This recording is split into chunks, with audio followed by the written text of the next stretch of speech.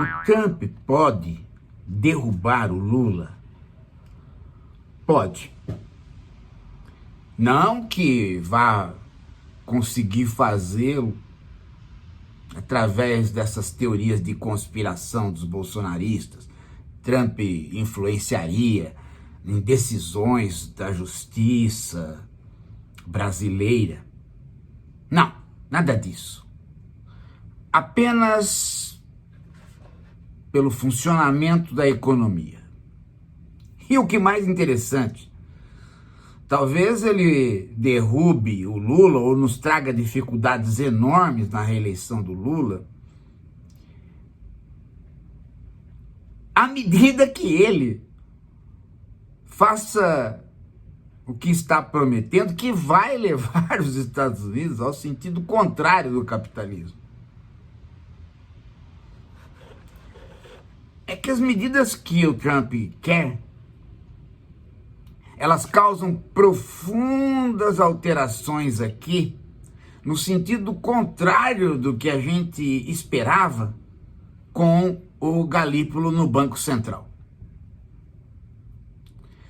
A ideia do Lula ter um homem no Banco Central era a ideia de que ele pudesse conversar com esta pessoa, de modo que as decisões não fossem meramente numéricas, mas que elas pudessem ter uma dimensão política, porque sempre tem.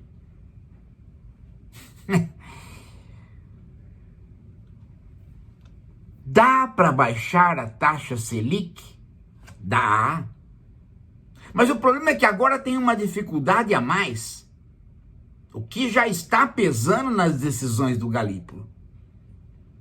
Ele tomou posse e já não conseguiu abaixar a taxa de juros, e isto não por questões internas, mas por questões externas e já como reflexo da política do Trump. Olha, para você entender bem como é que funciona.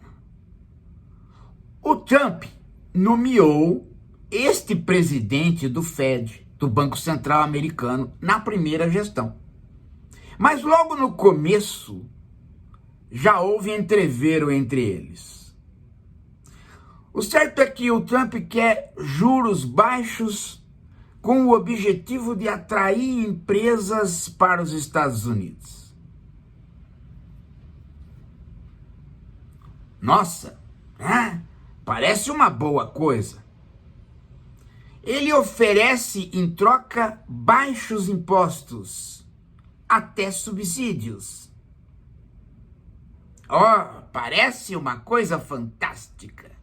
Mas isso é política de país em desenvolvimento, não de país desenvolvido. Se ele quer trazer indústrias para os Estados Unidos, ele vai no sentido contrário do capitalismo financeiro e não vai conseguir. O fato é que, com a política de...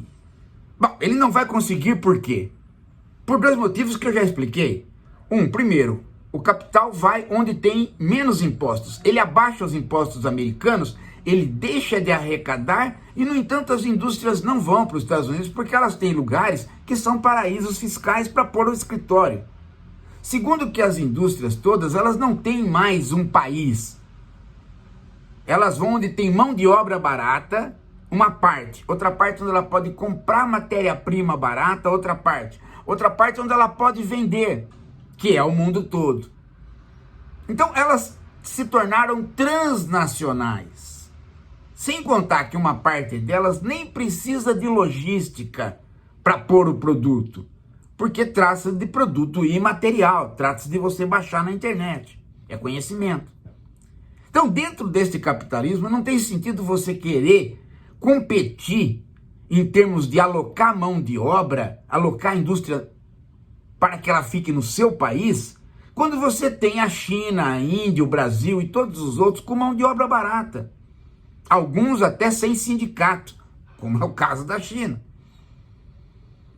Então não faz sentido, ele não vai conseguir fazer isso, ele só vai conseguir fazer a promessa de baixar impostos, vai arrecadar menos, e arrecadando menos, ele tem menos poder estatal.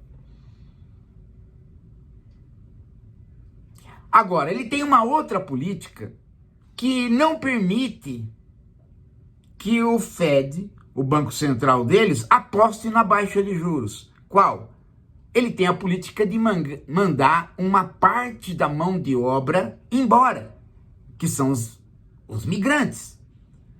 Se ele mandar esta parte embora, uma parte da classe média americana vai ter que ocupar esses serviços. E neguinho não vai querer lavar banheiro. E tendo sindicatos como os americanos têm, o preço do salário sobe, tudo sobe até por conta das tarifas. Se ele colocar tarifas em produtos importados, também sobe o preço das coisas, resultado da inflação. Como é que se combate a inflação dentro dos Estados Unidos pela política neoliberal ortodoxa? A mesma que se faz aqui, né? Ao invés de você tentar ver a questão de custos, você vai para o Banco Central e diz, sobe juros, para tirar dinheiro da praça. Então, o pedido dele para baixar juros não vai ter resposta no Banco Central, como já não está tendo. Hoje, o presidente do Banco Central, lá nos Estados Unidos, disse para ele, não vou nem comentar o que você está falando. E nem vou me encontrar com você. Então, o que vai acontecer? Vai acontecer que os Estados Unidos vão continuar mantendo os juros em elevação. Só que os Estados Unidos são a maior potência do mundo e os títulos do Estado americano são os títulos mais seguros. Se os Estados Unidos promete mais juros, todos os aplicadores do mundo e investidores vão para lá. Então o Trump não vai conseguir baixar juros, os juros vão ficar mais elevados e a política que ele está fazendo de mão de obra, de taxação, só eleva a inflação e, portanto, eleva os juros como correspondência para combater a inflação. O que acontece com o mercado brasileiro? Não consegue baixar os juros. Porque está todo mundo correndo para lá, aqui você chega uma hora e fala, bom, é melhor eu subir os juros, porque aí sobra alguém ainda neste mercado investindo. Uma alta de juros aqui, ocorre algo bem diferente do que ocorre nos Estados Unidos. Porque lá a indústria que tem que ter já está. Sem contar que a indústria que saiu, né, o Biden conseguiu uma taxação dela no exterior. Então ele não, tanto está falando abobrinha. Mas para nós, uma elevação de juros aqui, principalmente quando se esperava uma queda por conta do Galípolo, é fatal para parar todo o desenvolvimento, voltar a uma taxa de desemprego um pouco mais alta e então, sabe o que ocorre? Uma taxa de desemprego um pouquinho mais alta é simplesmente a bomba atômica em todos nós, porque o custo de vida, os preços da comida e de remédios já estão altos. Então você vai ter o quê? Desemprego com inflação. Toda a política de esquerda, nesta hora, faz boom. A não ser que, num tempo rápido e rasteiro, num esforço hercúleo do governo e de nós todos, a gente consiga cortar a inflação setorial, a inflação de custos. Onde é que está o transporte? Onde é que está a compra dos produtos de pequenos produtores para guardar e ter estoque regulador? Onde é que está o crédito do Banco do Brasil para o pequeno produtor? Onde é que estão as tarifas indexadas dos aluguéis? E assim por diante você vai mapeando a inflação e vai tentando controlar os preços do consumo. porque é o consumo das famílias que faz a economia funcionar e é o consumo das famílias que faz o eleitorado tender para um lado ou para outro. Trump vai destroçar a economia americana se ele tentar fazer uma volta ao passado. Não vai conseguir fazer isso num detalhe, baixando os juros, porque não vai ser baixado. O Banco Central deles não vai obedecer, até porque está tendo inflação, já está tendo. O resultado vai ser que nós vamos ter que manter juros altos e vai ser desastroso para toda a esquerda e para o processo democrático. Só há uma única saída. Uma única saída que implica numa diversidade de trabalho para super-herói.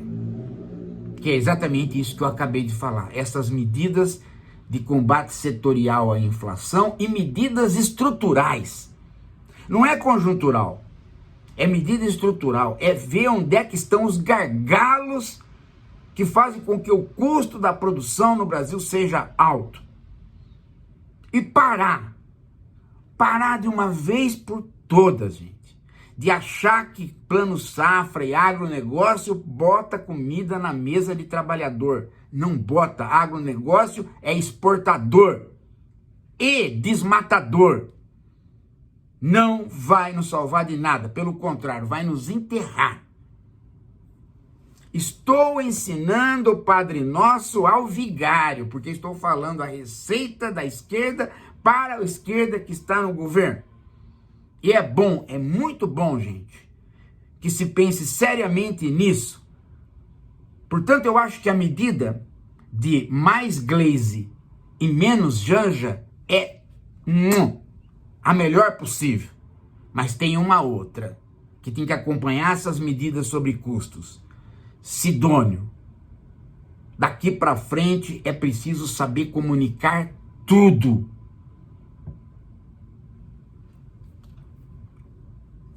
A coisa não tá boa.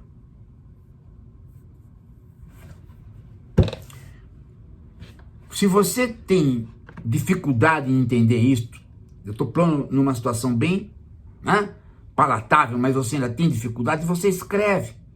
Escreve por e-mail, eu respondo. Mas você também precisa estudar.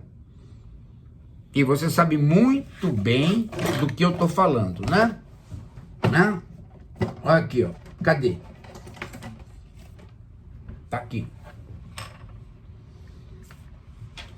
Aqui, ó.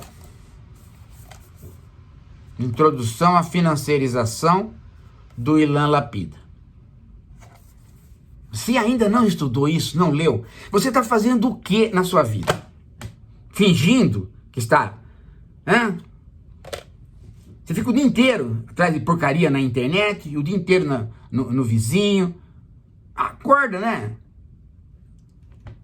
Daqui a pouco a gente volta.